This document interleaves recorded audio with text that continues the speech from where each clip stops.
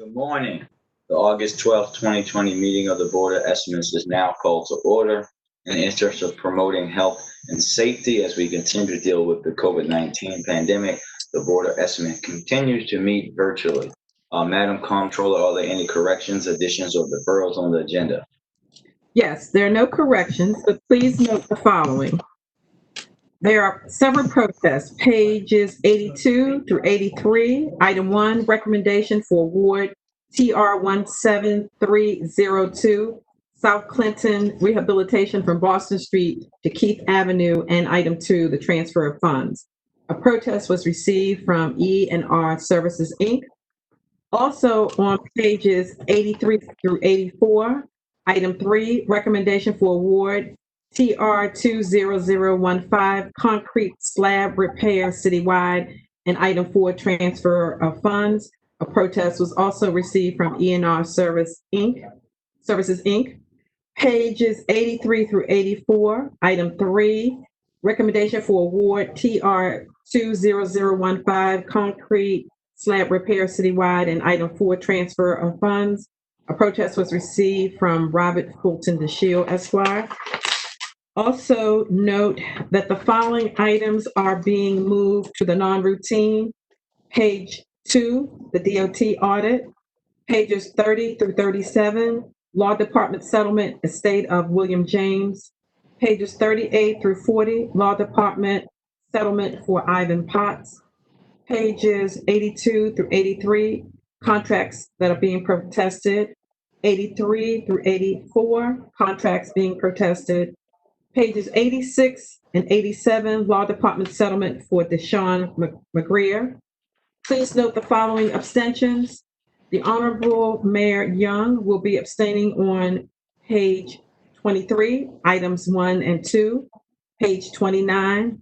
Please note the Honorable President Scott will be abstaining on page 23, item 1 and 2, and page 29. Please note the Honorable Comptroller Pratt will be abstaining on pages 16, 17, 18, and 19. Please note for Acting Solicitor Moore, there are no abstentions. And please note for Acting Department of Public Works, Garbach, there are no abstentions. Thank you. Thank you, Madam Comptroller. Members of the board, I would direct the board members' attention to the memorandum from my office dated August 10th, 2020, identifying matters to be considered as routine agenda items together with any corrections and additions that have been noted by the comptroller. I will entertain a motion to approve all the items contained on the routine agenda. And Madam Solicitor, I believe you want to make a statement about the settlements as well. Yes, Mr. President. Good morning, everyone. The Law Department settlements that are at pages 32, 38, and again at those pages 32, 38, and 86, those are the James, Potts, and McGreer settlements. Those should be moved to the routine agenda. With that, I would move approval of all items on the routine agenda, including the James, Potts, and McGreer settlements. I second. All right. All those in favor say aye. Aye. All opposed say nay. The motion carries. The routine agenda items have been adopted. The first item on the non-routine agenda can be found on page 2, Department of Audits, audit report. Now we'll hear from Mr. Auditor. Good morning. Good morning, Mr. President, Mr. Mayor, Madam Comptroller, and the members of the Board of Estimates. I am here to present the biennial performance audit on the Department of Transportation. The objectives of our audit were to determine whether the Department of Transportation met its performance measure targets, evaluate whether the Department of Transportation had adequately designed internal controls related to the selected performance measures, and to follow up on prior findings and recommendations included in the previous biennial performance audit dated October 24th, 2018. The scope of our audit is fiscal years 2019 and 2018. We looked at the following service centers.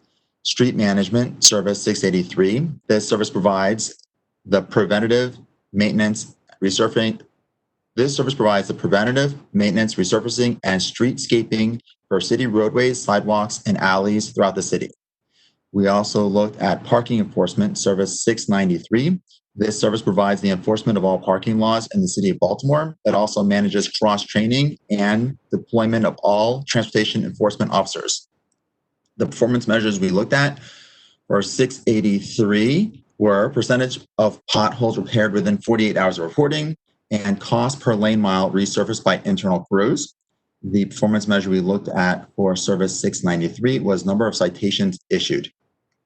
According to the budget books, for fiscal year 2019, the Department of Transportation did not meet the 2019 targets for any of the three selected performance measures. As a result, we did not validate the actual results to see if they were accurately reflected and had supporting documentation, as they didn't meet the targets. For fiscal year 2018, the Department of Transportation met one of the three selected performance measure targets.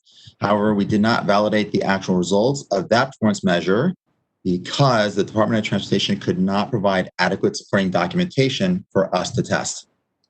However, we did evaluate the processes and design of internal controls for the selected performance measures. Our current findings for this year are for Service 683, Street Management. We had a finding that there was a lack of policies and procedures, and that resulted in inaccurate documentation of completion dates for the performance measures, performance of potholes repaired within 48 hours. When we were doing our audit procedures, we noted that the Department of Transportation Street Management did not have and does not have formal policies and procedures for tracking, reviewing, monitoring, and reporting the performance measures. As a result, clerical staff responsible for tracking and reporting the performance measure are not consistently documenting the completion dates for pothole repairs. Specifically, the completion times for pothole repairs recorded in the service requests in the CityWorks system, and those recorded in the 311 complaints tally sheets, and those recorded in the Salesforce 311 service request summary do not agree. We noted a number of reasons that was for this, that they did not agree. One was that the times are not recorded in the tally sheet and not consistently, and they're also not reviewed. And we also noted that when they're recorded into CityWorks, that they're all recorded when they're entered and not when they're actually completed. Finding 2, Service 683, Street Management, performance of potholes repaired within 48 hours of reporting. The name of performance measure in the budget book does not reflect the actual performance measure tracked by the DOT. The performance measure, as stated in the budget book, differs from the results tracked because the performance measure in the budget book is recorded as the percentage of potholes repaired within 48 hours. However, DOT has been tracking the percentage of pothole service requests repaired within 48 hours. The difference being that a service request can include multiple potholes. As a result, we have found that the budget book is actually understating the actual results that they are actually repairing, since they are repairing more than they are recording. For finding 3, 683, Service 683, Street Management should review processes to accurately record cost per lane mile. We found that the DOT has established guidelines to calculate the cost per line mile. Has not have guidelines to validate the accuracy of the calculation of cost per lane mile reported in the budget book, and they do not periodically update the formula to accurately reflect the up-to-date other personnel costs. This causes inaccurate results being reported in the budget book. The current formula to calculate the cost per lane mile does not include all other personnel costs. For example, it does not include all the costs contributed by the city, including those for the city's portion of FICA and those for some retirement benefits. For finding 4, for Service 693, parking enforcement, number of citations issued, the performance measure does not measure productivity. One of the tasks we were given by the Biennial Audit Commission was to look at whether the performance measures were reporting the effectiveness of the agency. And this measure is outside of the control of the Department of Transportation because it's based on those people in the city who are violating parking laws. And so as a result, this measure does not, to set a target for this measure, does not accurately affect the effectiveness of the DOT. We also looked at the implementation status of prior audit findings and recommendations. We had 11 prior action plans that we followed up on. None of the action plans were fully implemented. 4 action plans were partially implemented and 7 were not implemented. The action plans that were partially implemented were for average annual electricity cost per streetlight. And we noted that there was a performance measure did not have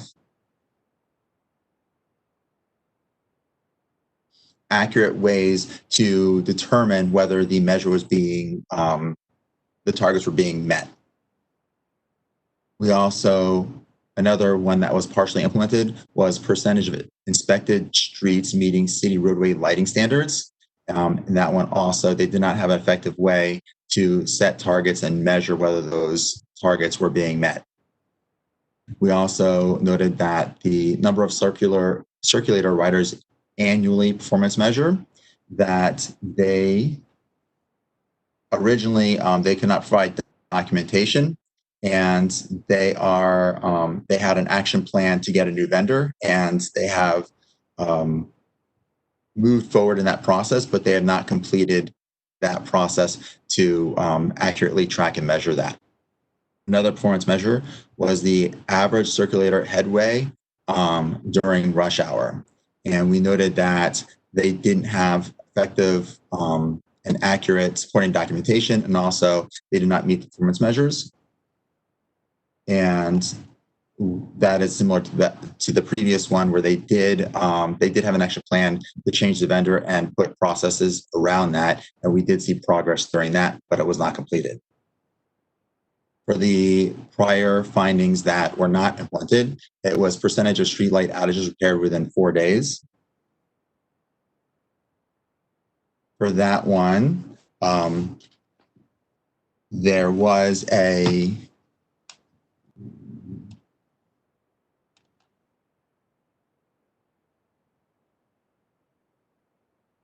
they were not able to provide documentation for the amounts reported in the budget book, and those that were being reviewed were inaccurate. We found that those plans to increase the accuracy there and to put controls around that were not implemented.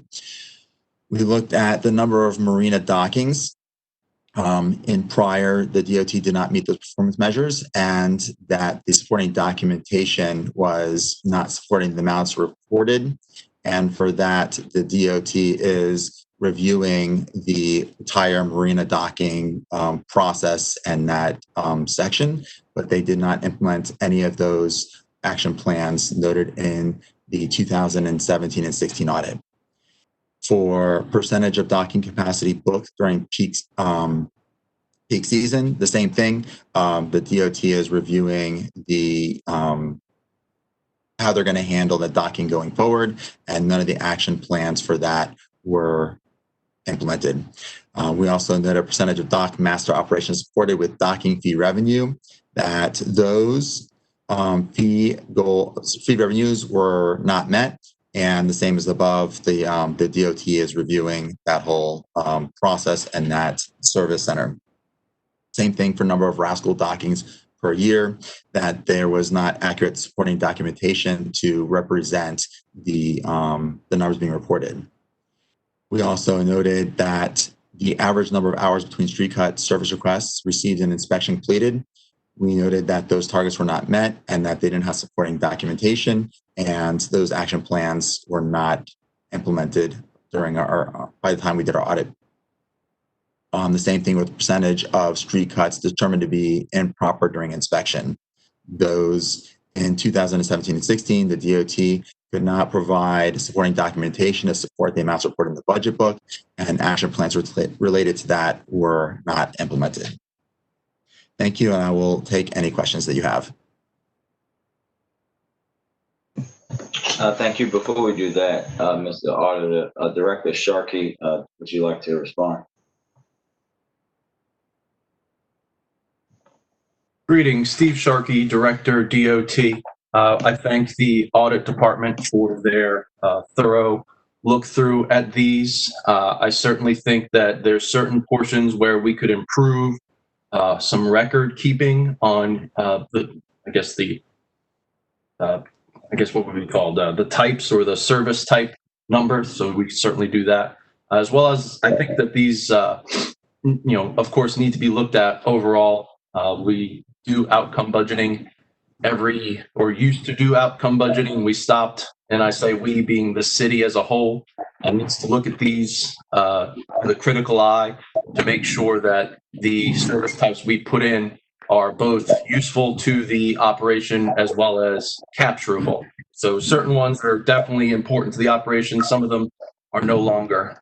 For example, the marina operations has been a money-losing proposition for as long as anybody can remember, and I really want to change that whole thing because we, don't make money off it, and it hasn't been working. So, of course, we would like to work with BBMR to, find it and make sure that these measure what we want to do, how well we want to do work, and move forward from there.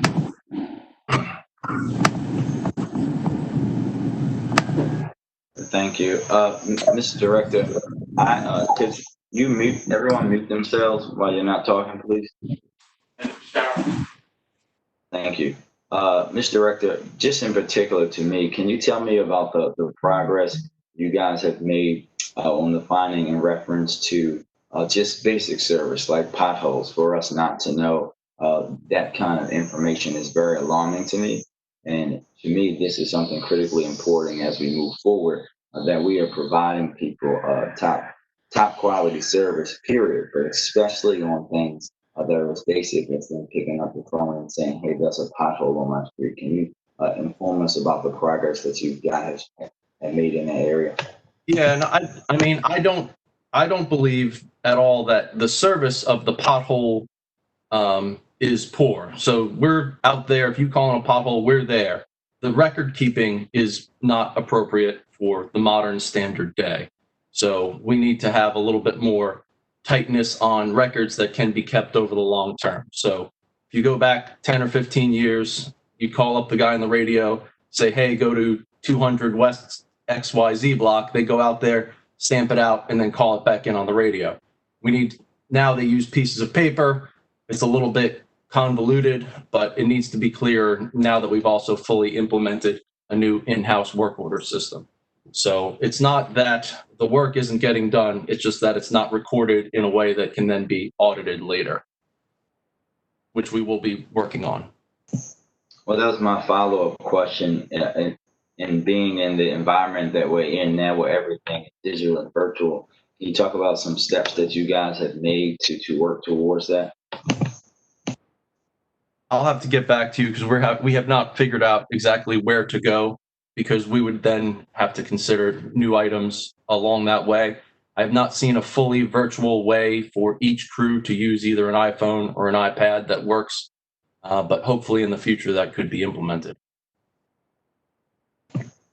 Yeah, just note that that's something I think is of critical importance. People have to believe in the services that they're getting.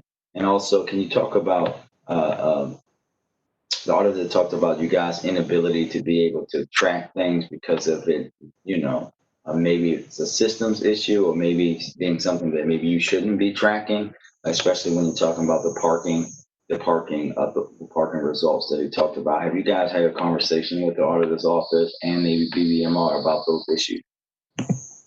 Yeah, this isn't the thing about the parking is that the auditors don't believe that it that it actually tracks performance. So this is a performance audit. So I think that, something that looks more at, say, efficiency, not just raw numbers. And that's exactly what the auditors said. It's not about efficiency or effectiveness. It could be, the wind, or say, I don't know, maybe a computerized crash or a major pandemic could greatly change that number. So it's not a performance measure, it's just more of a number. So we want to work with BBMR to come up with a number that actually looks at the performance of the employees on the ground. And my last question, can you talk about the progress you guys have made on the circulator and being able to track ridership with, new vendor and those kind of things? Yeah, so we've had a new vendor, so we now have, but that contract will probably be going out in like a year and a half or so for the next vendor, because it's an emergency 3-year contract, just to get through because of all the issues we had with the previous vendor. So we do still do hand counts, as well as working to get upgrade all of our internal IT systems on each bus. Also, we received 6 new buses this year. And we'll receive 6 new buses, I guess, probably early this year. And we'll receive 6 new buses at the end of this year, early next year. And that will be an upgraded fleet, which will have the up-to-date technology needed for the bus counts. Thank you. Madam Comptroller? Yes, I'd just like to thank Mr. Sharkey and the Department of Transportation, because the Comptroller's Office often gets requests and complaints about potholes. And I can say that the Department of Public Works, Department of Transportation repairs those potholes immediately. And I just want to thank Mr. Sharkey. The record keeping probably needs to be improved upon, but the actual performance of repairing those potholes are done immediately. And I just want to thank Mr. Director Sharkey and the Department of Transportation. Thank you. And thank you, Madam Comptroller. And that's really due to the work of crews. We have a lot less crews out there now, but they get out there and you see them stamping, man. They got big arms and shoulders from hitting those potholes. So they are out there. We got, less now, but because of the pandemic, but there's always a lot of crews out there hitting up the potholes. Thank you. Any other questions from any other board members? Thank you. Thank you both. The audit has been noted. The second item on the non-routine agenda can be found on page 82, item 1, Department of Transportation, TR 17302, South Clinton Street, rehabilitation from Boston Street to Keith Avenue. We will hear from J. Villa Construction and then from ENR Services, Inc. Then the agency will be followed after that. J. Villa Construction, you are up. Mr. President, what page was that? Mr. Mayor, it is on page 82, item 1. Okay, thank you. Yes, sir. J. Villa Construction. Robert DeShiel here representing J. Villa. Yes, sir. Mr. Shield, the floor is yours.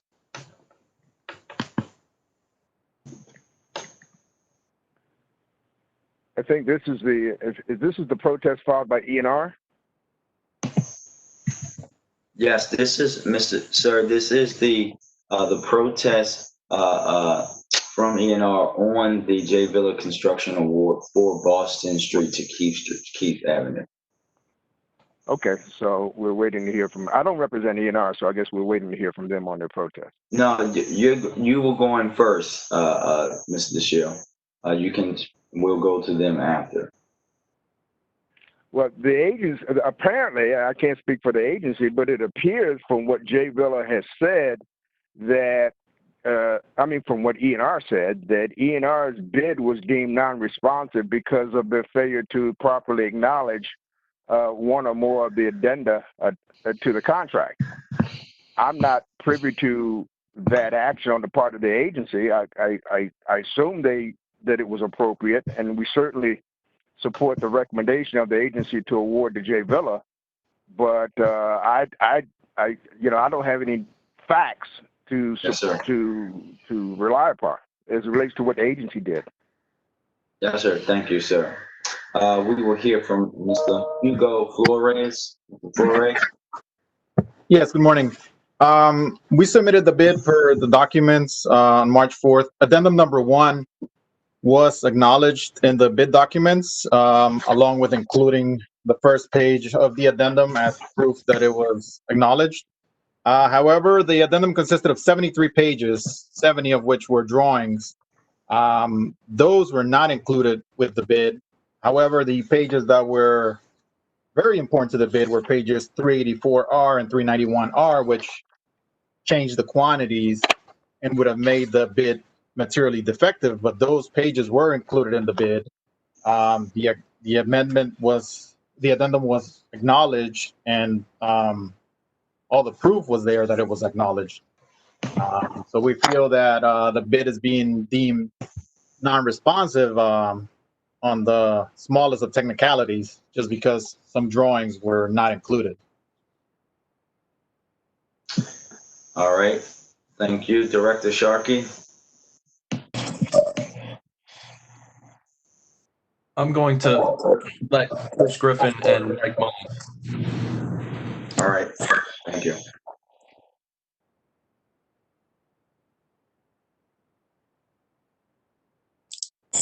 Good morning. This is Letitia Griffin, Department of Transportation. Good morning, Your Honorable Board. We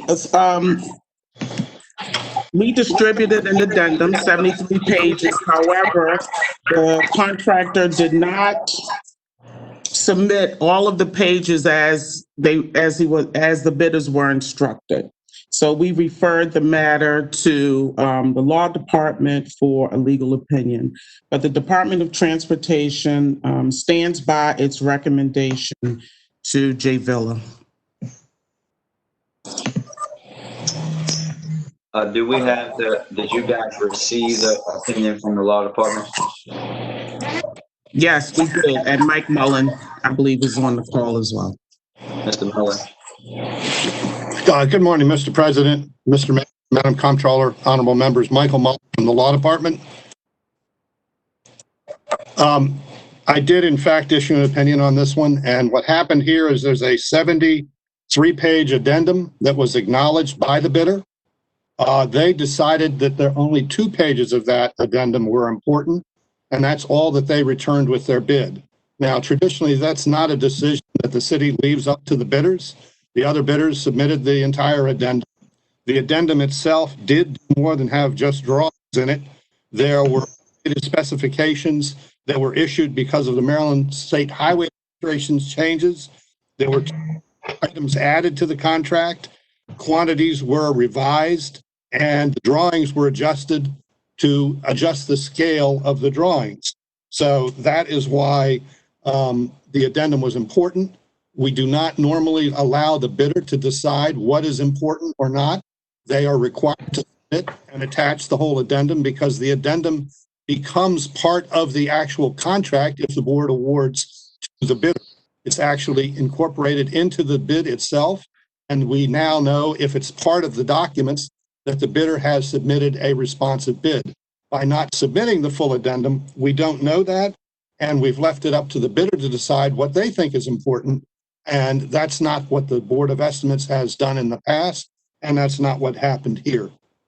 I'd be happy to answer any questions you may have, but this has been the consistent position of the law department and the board for many, many years. Thank you. Any questions from any board members? Hi.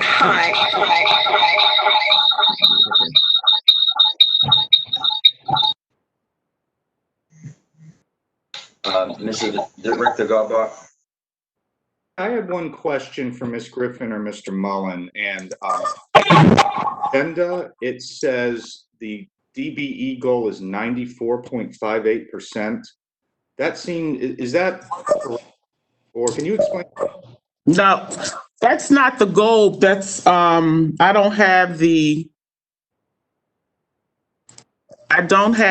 DBE package in front of me, but that is not the goal. I can follow up and provide you what the goal actually is.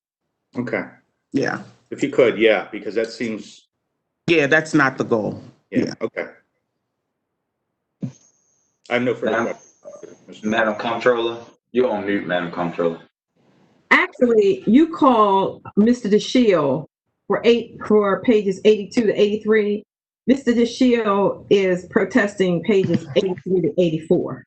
Yeah, I know. We corrected it, Madam Comptroller. We heard from Mr. Flores, who's actually protesting this item. Okay. I just Yeah. wanted to state it for the record. Yes, ma'am. Anything else from any other board members? All right, I will entertain a motion. Mr. President, I move that the protest of E&R services be rejected. And the reason that I make the motion is that E&R failed to submit all of the materials that they were required to submit when they submitted a response to the addendum. So my motion is that the protest of E&R Services, Inc. be rejected and that the contract be awarded to J Villa Construction. I second. All those in favor say aye. Aye. Aye. All opposed say nay. Protest is rejected. The item is approved. The third item on the non-routine agenda can be found on page 83, item 3 and 4, Department of Transportation concrete slab repair citywide. We have received protests on this item from E&R Services. We will begin with you, Mr. Flores. The floor is yours again. My colleague, Mr. Flores, we couldn't hear that. You have to repeat that. Mr. Emilio Rodriguez will. Hold on one second. Yes, good morning. Good morning. I'm protesting this bid because I was actually present at that pre-bid meeting. I completely forgot to sign in. It was maybe 3-4 minute meeting. Nothing was said. I saw the contractors that were present, including Santos Construction, J Villa, and Jones Construction were present at the pre-bid. Actually, Santos Construction and J Villa just signed in. Didn't even stay for the short meeting. I stayed for the length of the meeting myself. I just forgot to sign in. And actually, ECM Construction and Jones Enterprises stayed for the length of the meeting. Like I said, it was 3-4 minute meeting. But the other two contractors, Santos and J Villa, just signed in and left. So I was actually present. And that's all I have to say for now. Thank you. Director Sharkey, you have someone that wants to speak to this one? Good morning again. This is Letitia Griffin. Based on a conversation with our construction division, we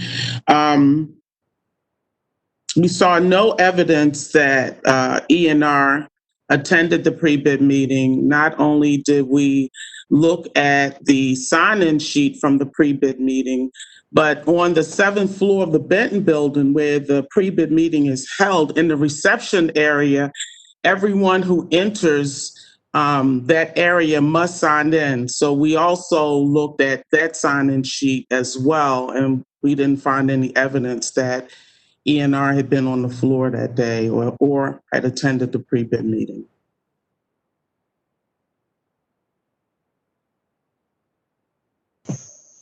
Thank you. Is a representative from Santos on the call? Yes, sir. Good morning. Yes, sir. Good morning. Just wanted to see if you wanted to comment at all as you guys were awarded this. No comments. Thank you very much.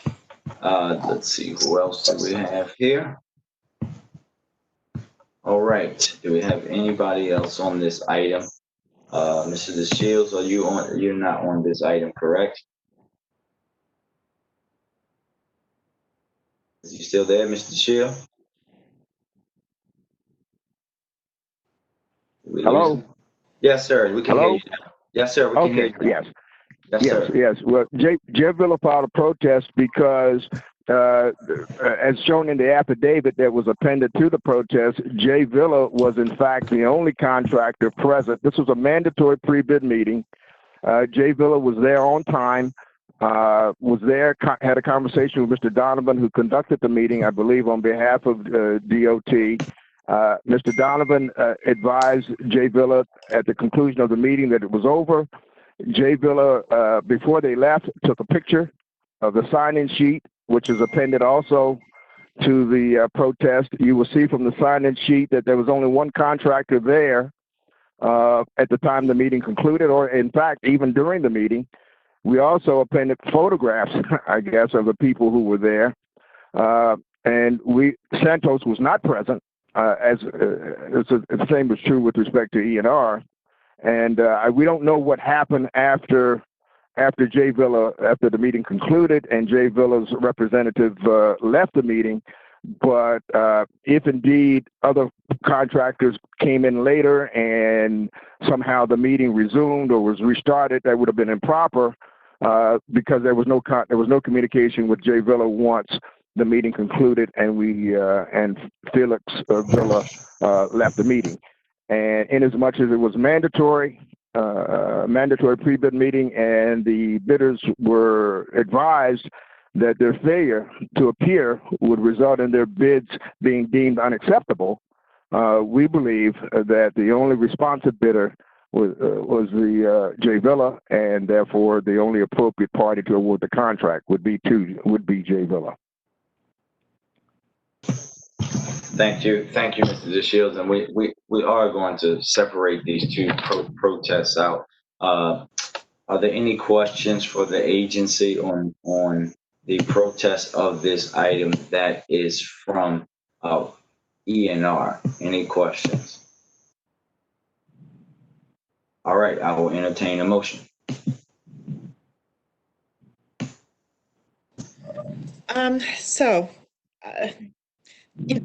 This is a little challenging because, one person said they were there, others say they were not.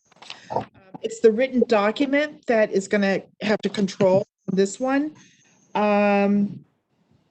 So we've got two protests, one from E&R Services, one from Jay Villa. The protest from E&R Services is denied. My motion is that the protest from E&R Services be denied and that the award be made to Santos Construction. Similarly, the protest from Jay Villa Construction, my motion is that too be denied. Madam Solicitor, let's pause there because I need to read that one into the record. So let's just take the first one. Okay.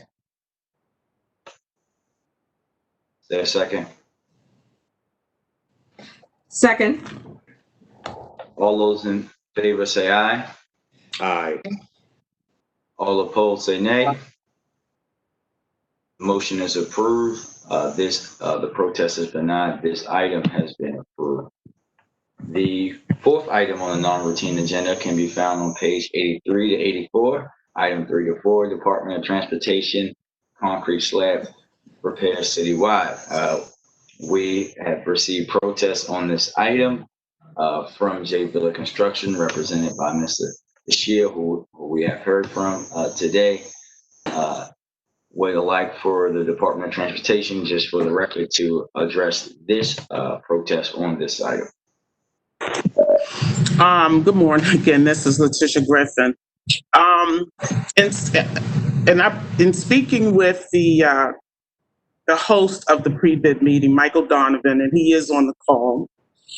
He said that when he entered the conference room where the pre-bid meeting was held,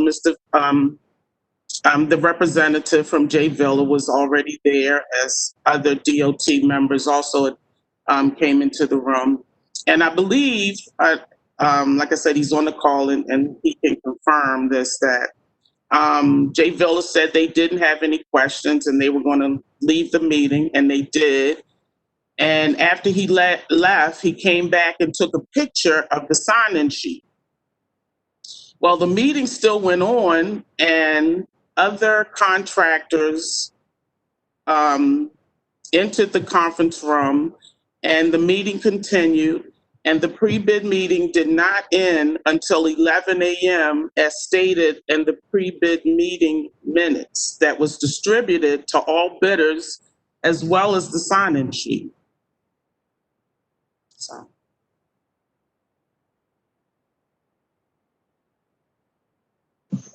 Thank you.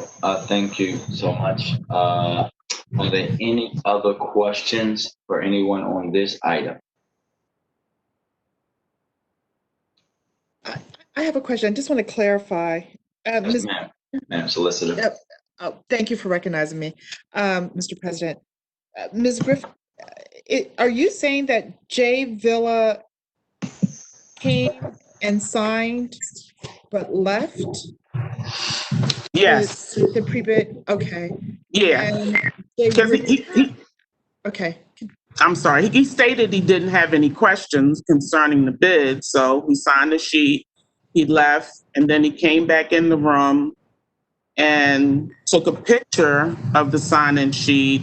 Then he left, and the other DOT representatives stayed in the room, and eventually other bidders attended the meeting. The meeting never ended until 5.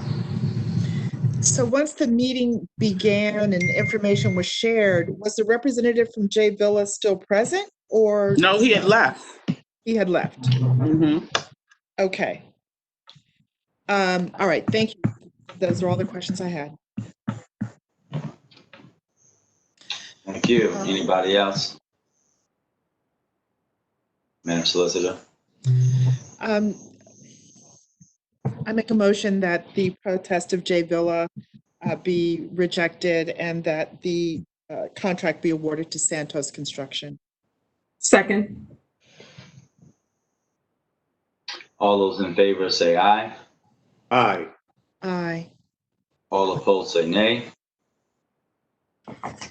The protest is denied. This item is approved.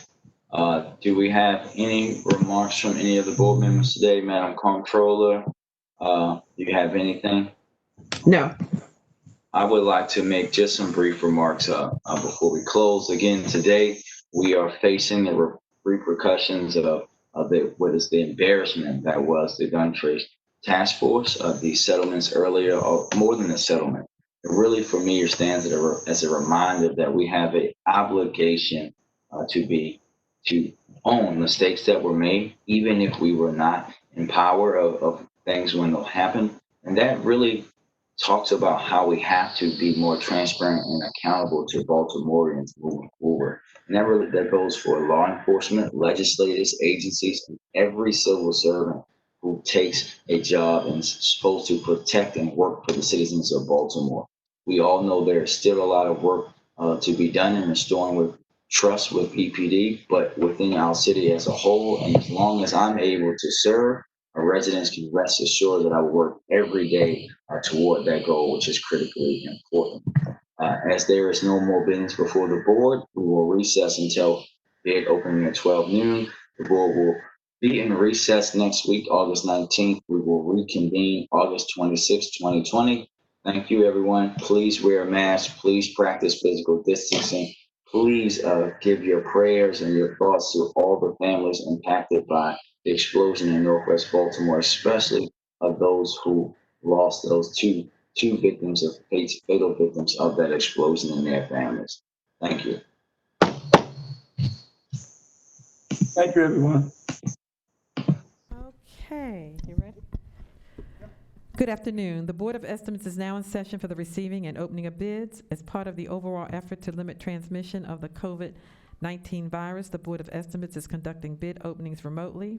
Members of the public can call in to listen to bid openings live by calling 443-984-1696 and entering access code 0817325.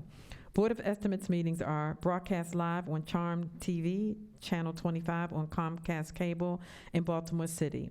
Meetings are also streamed on the internet at www.charmtvbaltimore.com/watch-live. The Board of Estimates will continue to conduct bid openings remotely while the state of emergency declared by the Mayor of Baltimore and the Governor of Maryland remains in effect. No addenda have been received for the August 12, 2020 Board of Estimates meeting. No bids have been received for the August 12, 2020 Board of Estimates meetings. There being no more business before this board, it is now adjourned, and there will be no meeting Wednesday, August the 19th. We will resume on August the 26th, 2020. Thank you. Okay. Again, thank you, Matt. Oh, no problem.